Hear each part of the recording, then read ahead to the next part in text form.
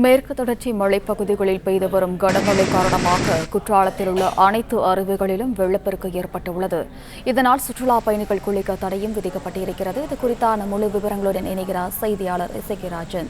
வணக்கம் இசக்கிராஜன், விவரங்கள் என்ன? வணக்கம்.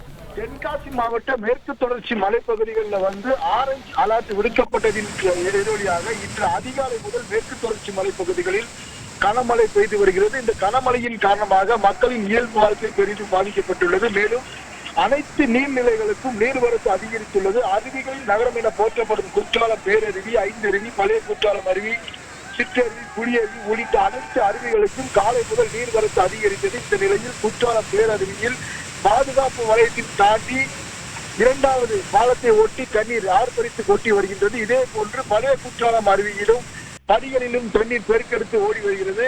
இதே போன்று ஐந்தருவியிலும் பாதுகாப்பு எல்கையை தாண்டி தண்ணீர் கொட்டி வருவதால் அனைத்து அருவிகளிலும் சுற்றுலா பயணிகள் குளிப்பதற்கு காவல்துறை தடை விதித்துள்ளது.